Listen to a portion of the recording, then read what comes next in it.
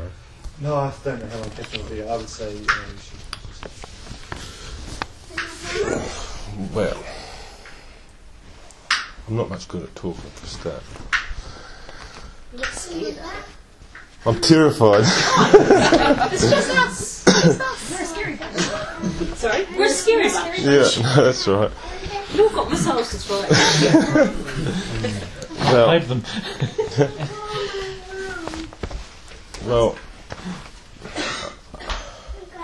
you asked for my testimony, and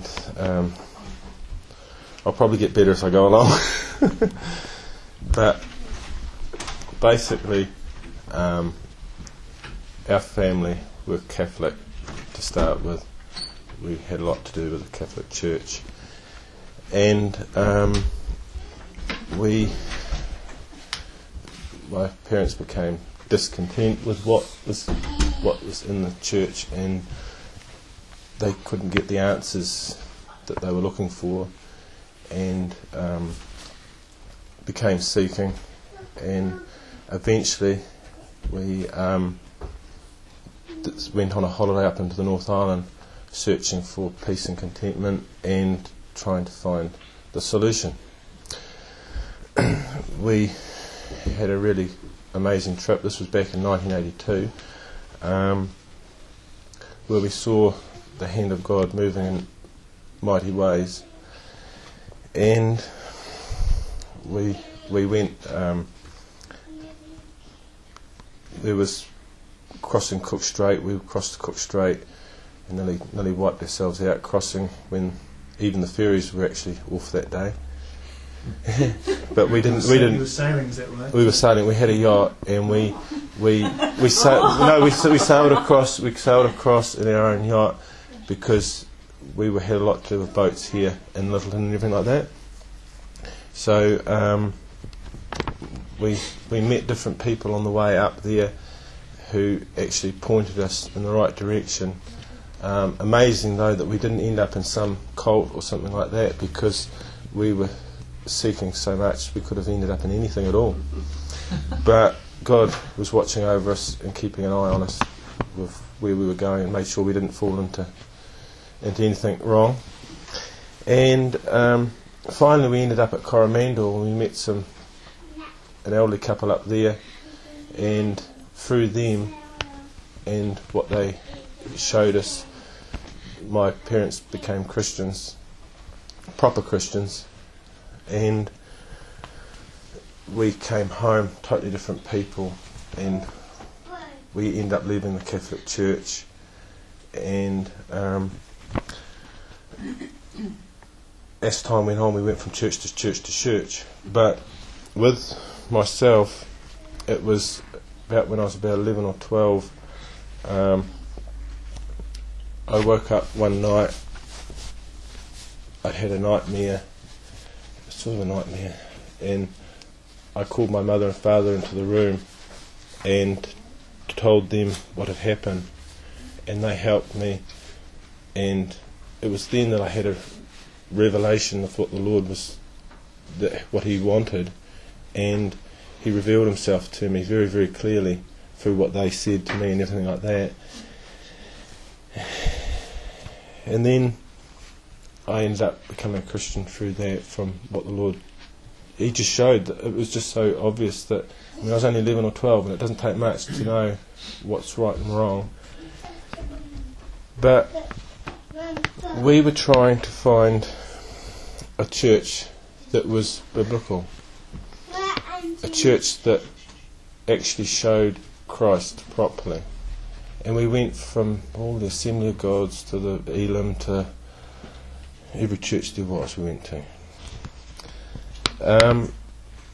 But then, after we tried to find it, we just couldn't settle on anyone. We ended up going out on a wilderness experience, just like John the Baptist, Paul, Jesus, Moses, and many others in the Bible, where they went off into the wilderness and they actually became closer to the Lord without mixing with other people, other Christians. And that was over about 20 years. And over that 20 years, we we found more. The Lord revealed Himself to us in miraculous ways. We were homeschooled from 12 years old, although back earlier we'd been on correspondence because we'd travelled such a lot. But we were actually homeschooled, and not homeschooled as most people know, where homeschooling is you do it to a curriculum. We were actually taught by the Spirit of God to actually, everything we know today was taught by the Lord Himself. Nothing any man taught us, nothing at all. Sure, we learnt our numbers and our, basic things at school, but the actual knowledge was all spiritually given to us.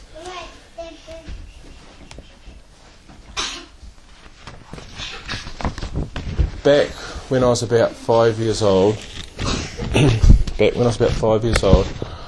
I was I had a problem with my eyes. I couldn't see very well. And I used to wear those. I was almost blind.